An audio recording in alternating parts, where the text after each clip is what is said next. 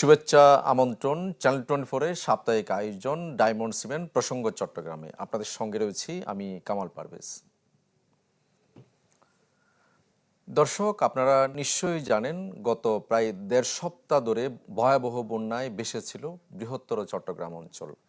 এখন পানি নেমে গেছে, মানুষের নতুন করে শুরু হয়েছে তাদের স্বাভাবিক জীবনে ফেরার লড়াই।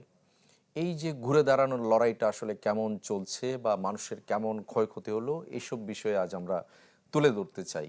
বৃহত্তর চট্টগ্রাম অঞ্চলের পুরো চিত্রটা আমরা আজ এই অনুষ্ঠানে তুলে ধরতে চাই। আমাদের সঙ্গে যুক্ত হবেন সহকর্মীরা। শুরুতেই আমরা যেতে চাই পাহাড়ে, সেখান থেকে আমাদের সঙ্গে যুক্ত হবেন বান্দরবান থেকে যুক্ত হবেন আমাদের সহকর্মী ইয়াসিনুল হাকিম চৌধুরী। ইয়াসিন, আপনি নিশ্চয়ই আমাকে শুনতে পাচ্ছেন? আমরা দেখলাম প্রায় ১.৫ সপ্তাহেরও বেশি সময় বন্যা, পাহাড়ি ঢল, অতি ভারী বৃষ্টিতে সেখানে মানুষের প্রচুর ভোগান্তি ছিল। এখন বৃষ্টি নেই, এখন মানুষের নতুন করে এক সংগ্রাম শুরু হয়েছে। সেখানে আসলে ঘুরে দাঁড়ানোর সংগ্রামটা কেমন হচ্ছে, মানুষের আসলে ভোগান্তি কতটুকু কমেছে বা নতুন করে স্বাভাবিক জীবনে ফেরার কতটুকু আসলে কাজ চলছে? আসলে গত যে টানা বর্ষণ ছিল, এই টানা বর্ষণের কারণে বান্দরবানে প্রায় জেলা প্রশাসনের তথ্য এবং পানি অফিসের তথ্য মতে প্রায় ৭০% এলাকা পানির নিচে তলিয়ে গিয়েছিল। এই তলিয়ে যাওয়ার পর থেকে আমরা দেখেছি মানুষের ব্যাপক দুর্দশা আমরা লক্ষ্য করছি। মানুষ কেউ সাইক্লোন সেন্টারে, কেউ বিভিন্ন জায়গায় আশ্রয় নিয়েছে। তবে মানুষের বন্যার পরবর্তী সময়ে মানুষের বিভিন্ন পদচিহ্ন যখন দৃশ্যমান হচ্ছে, আমরা দেখেছি মানুষের সে সংগ্রাম থেকে মানুষ ঘুরে যাওয়ার চেষ্টা করছে।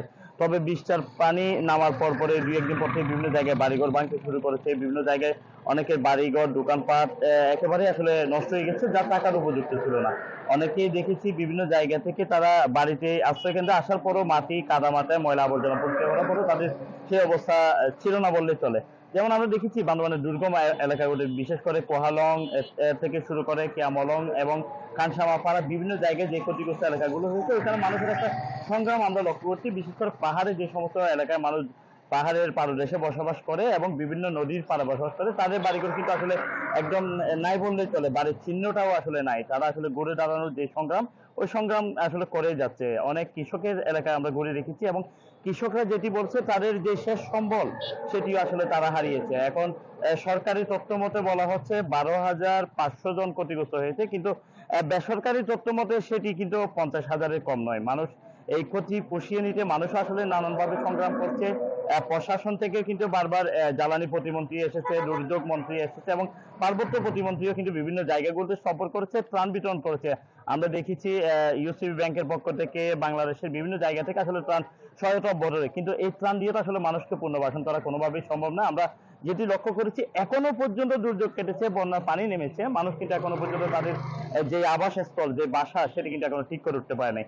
পাদদেশে যারা রয়েছে তারাও কিন্তু আসলে রয়েছে অনিশ্চয়তায়।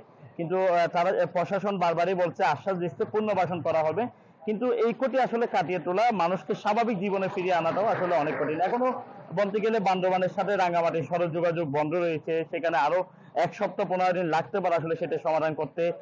বিভিন্ন উপজেলার সাথে অভ্যন্তরীণ যে সড়কগুলো সেগুলো আসলে বন্ধ রয়েছে, মানুষের যোগাযোগ ব্যাহত হচ্ছে। রাস্তাঘাটেরও বেহাল দশা আমরা লক্ষ্য করছি। নদীর পার আসলে যেটি আগে ভাঙেনি সাঙ্গতে, সেটা কিন্তু এখন নতুন করে ভাঙতে শুরু করেছে। আসলে অপরিকল্পিত নগরায়নে যেমন বন্যায় ডুবলো বান্দরবান, পাশাপাশি মানুষের যে ক্ষয়ক্ষতি সেটি কিন্তু নিরূপণ করা বা পুনর্বাসনের চেষ্টা আসলে আমরা যতটুকু দেখেছি, ওই চেষ্টা আসলে সঠিকভাবে আসলে কখন পূরণ হবে, মানুষ কখনো আসলে ফিরে যাবে সেটি বলা যায়। যেমন সড়ক বিভাগ, এলজিডি, ইউনিয়ন বোর্ডের তারা ক্ষতি জানিয়েছে ১৩৩ কোটি টাকার মতো তাদের ক্ষয়ক্ষতি হয়েছে। এই ক্ষতি হয়তো বা পুষিয়ে নেওয়া সম্ভব, কিন্তু মানুষ যেই মানুষের বাসা বা বাড়ি যে ধ্বংস হয়েছে, মানুষের যে ঘুরে দাঁড়ানো, কৃষিকাজ, মৎস্য কাজ থেকে শুরু করে মানুষের বাড়িঘর, সেটি ঘুরে দাঁড়ানো কিন্তু আসলে এক প্রকার অসম্ভবই বলা যায়। এবং ওই লড়াই কিন্তু আসলে করে যাচ্ছে। বিভিন্ন জন বলছে তারা বিভিন্ন ঋণ নিয়ে ব্যবসা শুরু করেছে, কৃষি কাজ করছে, বাড়িঘরও কিন্তু আসলে ব্যাংকের ঋণ নিয়ে করেছে। তবে এই ঋণ কাটিয়ে ওঠা বা নতুন করে ঋণ পাওয়া, নতুন ব্যবসা এবং নতুন সংগ্রামে চালু করাটাও আসলে অনেক তাদের কাছে বড় একটা চ্যালেঞ্জ হয়ে দাঁড়িয়েছে। ইয়াসিন, আপনাকে অনেক ধন্যবাদ। আপনার মাধ্যমে আমরা জানছিলাম পাহাড়ে মানুষের নতুন করে বেঁচে থাকার যে সংগ্রাম, তার নানা তথ্য আপনি জানাচ্ছিলেন। আপনাকে অনেক ধন্যবাদ। আমরা এই মুহূর্তে যেতে চাই পর্যটন শহর কক্সবাজারে। সেখান থেকে যুক্ত হবেন সহকর্মী আজিম নিহাত। নিহাত, আপনি আমাকে বলবেন, আমরা একটু আগে যেটা শুনছিলাম যে সহকর্মী ইয়াসিনুল হাকিমের কাছে, সেখানে মানুষের নানা ধরনের ক্ষতি হয়েছে এবং সেখান থেকে তাদের নতুন করে বেঁচে থাকার যে সংগ্রাম, সেটা তিনি বলছিলেন। একটু কক্সবাজারের চিত্র কি বলবেন আমাদের, মানুষ কিভাবে আসলে ঘুরে দাঁড়ানোর সংগ্রাম করছে? কক্সবাজারের সবচেয়ে বেশি যে ক্ষতিটি হয়েছে, আপনি যদি একটু খেয়াল করেন যে কক্সবাজারের সবচেয়ে মৎস্য চাষ এবং শাকসবজি থেকে শুরু করে ধান থেকে শুরু করে ফসলের জমি সবচেয়ে বেশি রয়েছে কিন্তু চকরিয়া, নবগঠিত উপজেলা মাতামুহুরী এবং পেকুয়াতে সবচেয়ে বেশি মৎস্য চাষও শেখানো হয়, সবচেয়ে বেশি সবজি চাষও কিন্তু শেখানো হয়। কিন্তু এবার আমরা যেটি দেখেছি যে টানা কয়েকদিন পানি থেকে যাওয়ার কারণে যে সমস্ত অন্যান্য 2023 সালেও আমরা ছোট একটি বন্যার মতো অবস্থা দেখতে পেয়েছিলাম, কিন্তু এভাবে ক্ষতি হয়নি। যে বা এভাবে এবার কিন্তু সবচেয়ে বেশি সময় ধরে যেহেতু পানি থেকে গিয়েছিল, ফলে কোনো পুকুরেই কিন্তু মাছ নেই। প্রায় মৎস্য বিভাগের হিসাবে বলা হচ্ছে প্রায় 6,000-এর মতো পুকুর, খামার এবং সিন্ডিকেট থেকে মোটামুটি সব মাছই চলে গেছে এবং কোনো মাছ নেই বললেই চলে। এবং তবে মৎস্য বিভাগের কাছে আমি প্রশ্ন করেছিলাম যে আসলে কৃষকদের বা মৎস্য চাষীদের ঘুরে দাঁড়ানোর ক্ষেত্রে সরকারের ভূমিকা কি। তিনি আসলে বলতে পারছেন না যে সরকার আসলে তাদের পাশে কতখানি থাকবে বা আদৌ কিভাবে থাকবে সেটি বলতে পারছে না। তবে তারা একটি তালিকা করে সেখানে মন্ত্রণালয়ে পাঠিয়েছেন। এই খাতের প্রায় 46 কোটি টাকার মতো ক্ষতি, সেই ক্ষতিটি সম্ভবত সরকারের খুব একটা নজরে আসেনি, অথবা তাদের পক্ষে কিছু করা সম্ভব হবে কিনা সেটি এখন প্রশ্ন হয়ে দাঁড়িয়েছে। অন্যদিকে কৃষি জমিও সেখানে ব্যাপক আকারে ক্ষতি হয়েছে। সেই কৃষি জমির ক্ষয়ক্ষতির মধ্যে আপনি জানেন যে এটি কিন্তু আমনের বীজতলার মৌসুম এবং বীজতলা থেকে প্রায় চারাগুলো উঠে যাওয়ার মুহূর্তে অবস্থায় ছিল এবং অন্যান্য চাষ করার জন্য জমিগুলো সেগুলো রেডি হচ্ছিল। এর মধ্যে যেহেতু সমস্ত বীজতলা নষ্ট হয়ে গেছে, ফলে সেই বীজতলা নতুন করে করতে হচ্ছে এবং আপনি জানেন যে এবারের মৌসুমে কিন্তু আবারও ভারী বৃষ্টিপাতের একটা আশঙ্কা আছে। ফলে সেই বীজতলায় আবারও যদি বৃষ্টি হয়, আবারও যদি ভারী বৃষ্টি হয়, পরে আবারও বৃষ্টি দিতে পারে। অর্থাৎ চকরিয়া পেকুয়ার এই মানুষগুলোর জীবনটা অনেকটা অনিশ্চয়তার মধ্যে পড়ে গেছে, বিশেষ করে খাদ্য উৎপাদনের ক্ষেত্রে। সেক্ষেত্রে সরকারের একটা বড় ধরনের প্রণোদনা দরকার, কারণ এখানে যারা চাষ করেন বা সবজি চাষ করেন বা মৎস্য চাষ করেন, সকলেই কিন্তু নানাভাবে ঋণগ্রস্ত এবং নানাভাবে ক্ষতিগ্রস্ত। তাদের পাশে যদি সরকার না দাঁড়ায় তাহলে তারা ঘুরে দাঁড়াতে পারবে না। একই সাথে আপনি জানেন যে যেহেতু বড় একটি এলাকা, প্রায় 18টি ইউনিয়ন রয়েছে যে চকরিয়াতে, সেখান থেকে আলাদা করে 7টি ইউনিয়নের যে মাতামুহুরী একটি উপজেলাটি গঠিত হয়, সে মাতামুহুরীতে কিন্তু বিশাল একটি এলাকা আছে, যে এলাকাটা পুরাটাই কিন্তু পানির নিচে ছিল। এখনো পর্যন্ত আমি গত পরশুদিনও বদরখালীতে গিয়েছি, যেখানে এখনো পর্যন্ত মানুষ সংগ্রাম করছে যে তাদের এলাকা থেকে পানি বের করে ফেলার জন্য।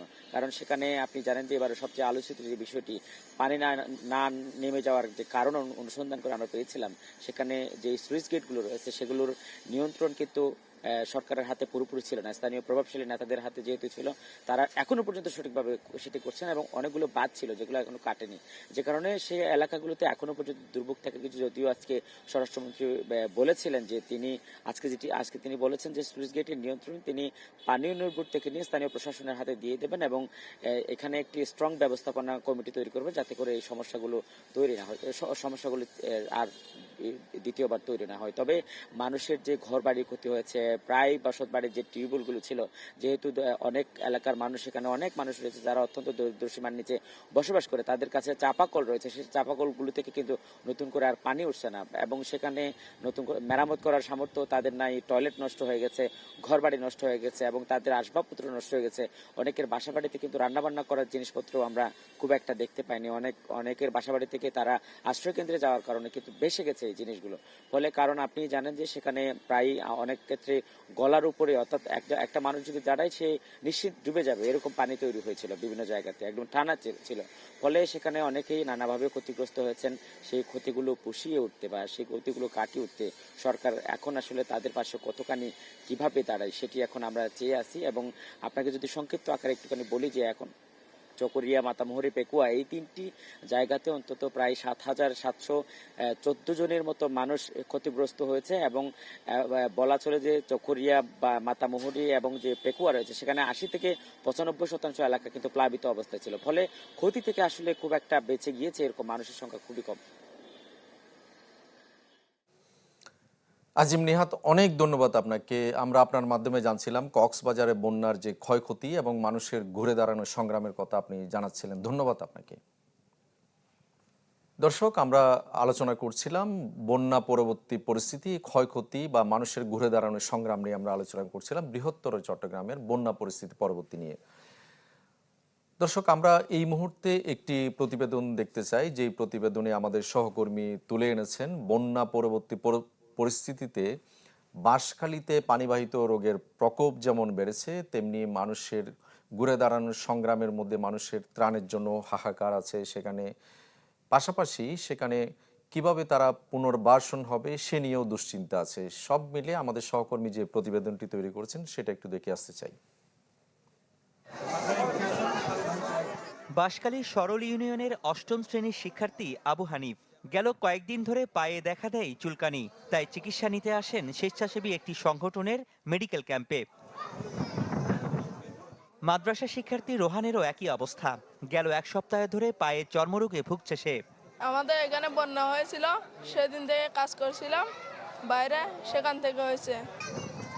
কেবল তারাই নয়, বন্যার পানি কমার পর উপকূলীয় এলাকাটিতে চর্মরোগ, কলেরা, ডায়রিয়া সহ পানিবাহিত নানা রোগে আক্রান্ত হচ্ছে অনেকেই।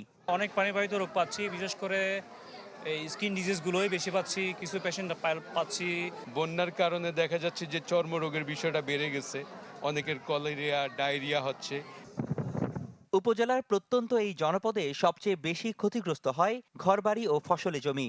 এলাকার মাদ্রাসা শিক্ষক নাসির উদ্দিন, বন্যায় ভেঙে যায় তার বসতঘর। একই অবস্থা কৃষক আশরাফ আলীর ঘরটিও। অনেকটা ঝুঁকি নিয়ে ঘরে থাকছেন তারা। এগুলো নিয়ে এখন আমার অনেক টেনশন আছে, আমার পরিবার পরিজন সহ। এরা রাত্রে আমরা ঘরে ঘুমাইতে ডর লাগে। আর ক্ষণিকে নমনি কিভাবে গলগান তুললুম। প্রায় 5 বিঘা জমিতে ধান আর টমেটো চাষ করেন কৃষক মোহাম্মদ ইসমাইল। বন্যায় সব হারিয়ে চোখে অন্ধকার দেখছেন তিনি। এখন কি করবো, আবার বাঙ্গির নলি লোয়া লোয়া পড়ব, আর কি আমার তো বৃত্তি ভাষা নেই। অভিযোগ আছে সরলের মতো বিভিন্ন উপজেলার প্রত্যন্ত জনপদে অবহেলিত মানুষজন, বেড়েছে স্বাস্থ্য ঝুঁকি। সরকারি পর্যায়ে তেমন সহযোগিতা মিলছে না, তাই বিভিন্ন এলাকায় ত্রাণ ও চিকিৎসার জন্য দীর্ঘ লাইনে ঘন্টার পর ঘন্টা অপেক্ষায় অসহায় মানুষজন। এখানে তো সবাই অভাবের কারণে দাঁড়াচ্ছে আর কি। আমরা কি খাবো, বকবলা লই আমরা তো ডাকাতি করতে পারি না, চুরি করতে পারি, ওরা দিতেছে, আমরা খাইতেছি। সব মাটির ঘরগুলো অতিরিক্ত পানি থাকার কারণে ভেঙে চুরমার হয়ে গেছে, এখন নিঃস্ব হয়ে গেছে। এখানে কোনো এমপি মন্ত্রীকে আসে না, আমাদের এমপি জহির ছিলাম, বাড়ি অনেক দূরে। এই কঠিন অবস্থা থেকে মানুষের আবার উঠে আসতে হয়তো বা অনেকটা সময় লাগবে। তবে বন্যার্তদের পুনর্বাসন ও স্বাস্থ্য সুরক্ষা নিশ্চিতে সব ধরনের প্রস্তুতি সরকারের আছে বলে জানালেন অর্থমন্ত্রী। এখন পুনর্বাসন কার্য শুরু হবে, তাদের বিষ, সার ইত্যাদি দেওয়ার ব্যবস্থা হচ্ছে। পুনর্বাসন কার্যক্রম অব্যাহতভাবে থাকবে এবং এর মধ্যে রোগ বালাই যাতে না হয় সেটার জন্য পুরো প্রস্তুতি আছে।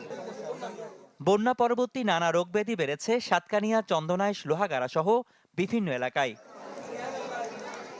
রনি দত্ত, চ্যানেল 24, চট্টগ্রাম।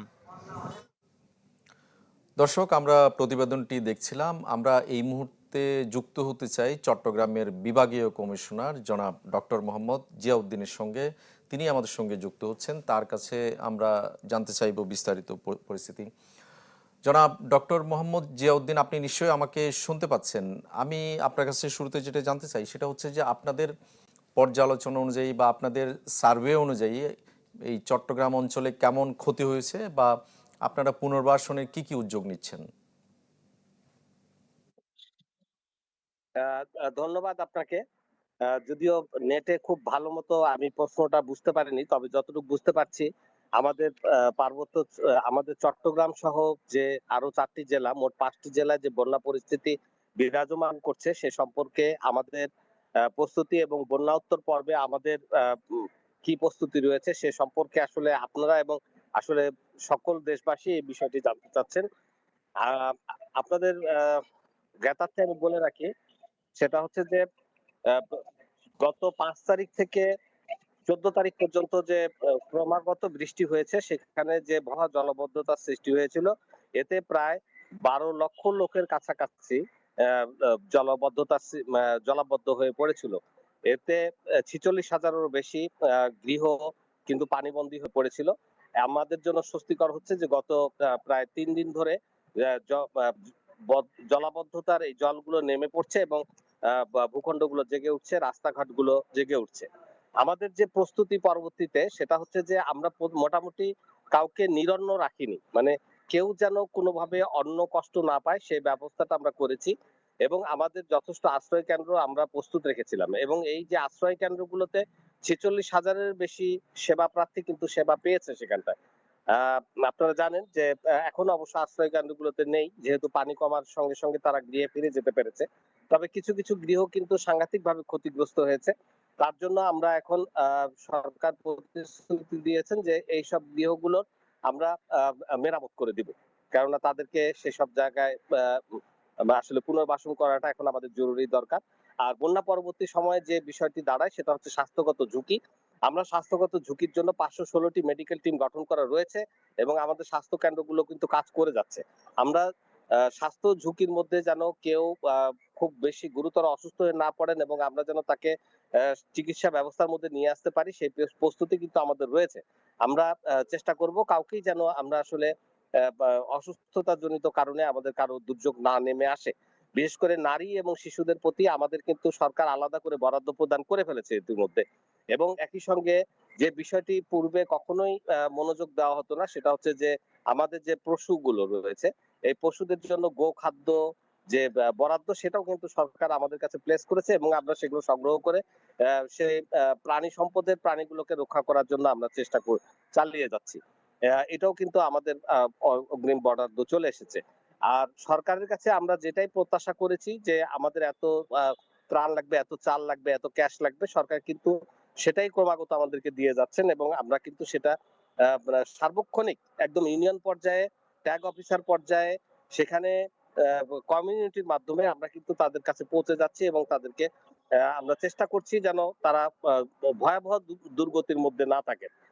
এছাড়া আমরা রাস্তাঘাটগুলো, সড়ক ও জনপথের রাস্তাগুলো আমাদের মোটামুটি যেটা ক্ষতি হয়েছে সেখানে প্রায় 34 কোটি টাকার উপরে ক্ষতি হয়েছে, কিন্তু আমরা যেটা করতে পেরেছি সেটা হচ্ছে জেলা সদরগুলোর মধ্যে পারস্পরিক যোগাযোগটা প্রতিষ্ঠিত করতে পেরেছি, এবং জেলা সদর থেকে উপজেলা সদরগুলো সড়ক যোগাযোগ প্রতিষ্ঠিত হয়েছে।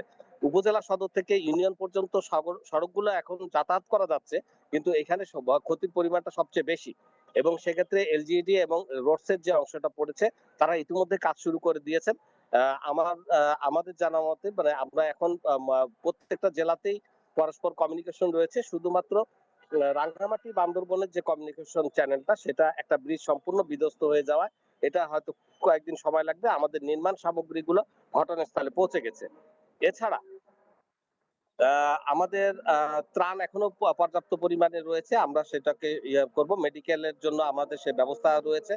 1,15,000-এর উপরে গরু পশুকে আমাদের খুরা রোগের টিকা ফ্রি দেওয়া হবে, এবং গোখাদ্যের ক্ষেত্রে আমরাও সেটা ফ্রি তাদের কাছে পৌঁছে দেব। যারা মৎস্য জীবী যারা ক্ষতিগ্রস্ত হয়েছেন তাদেরকে রেণু সরবরাহ করার জন্য আমরা প্রস্তুতি নিচ্ছি। আমরাও তাদেরকে ফ্রি রেণু সরবরাহ করব। আমাদের যে প্রায় 12,600 হেক্টর জমিতে ফসল নষ্ট হয়েছে সেখানে 327 টন বীজের প্রয়োজন হবে। ইতিমধ্যে সেটার আমরা সিদ্ধান্ত গ্রহণ করেছি, এবং সরকার সে বীজটা আমাদেরকে প্রেরণের ব্যবস্থা করছে। আমরা আগামী কিছুদিনের মধ্যেই আমরা এই বীজটা বপন করা শুরু করব সরকারি ভূমিতে, এবং সেখান থেকে ফ্রিতেই আমরা কৃষকের কাছ থেকে তাদের জমিতে পৌঁছে দেব। ফলে বলা যায় যে আমাদের সার্বিকভাবে যে বিষয়গুলো নিয়ে আমাদের অর্থনীতি ফিরে দাঁড়াতে পারবে এবং দুর্গত মানুষ প্রতিষ্ঠিত হতে পারবে সে সবগুলো বিষয় নিয়েই কিন্তু আমরা অ্যাড্রেস করেছি, এবং আমাদের এই বিষয়গুলো নিয়ে কাজ চলছে।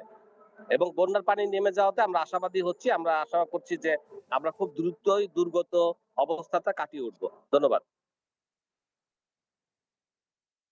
আপনার কাছে আমরা অনেকগুলো বিষয় আমরা জানলাম। ছোট্ট করে যদি বলেন, আমরা সচরাচর যে জিনিসটা দেখি সেটা হচ্ছে যে বন্যা পরবর্তী বা দুর্যোগ পরবর্তী পুনর্বাসনের কাজ করতে গিয়ে নানা ধরনের কিছু অনিয়মের তৈরি হয়। এগুলো যাতে না হয়, মানুষ যাতে সঠিকভাবে তাদের পুনর্বাসনের সুযোগটা পায়, সেটার জন্য আসলে আপনারা কি করছেন?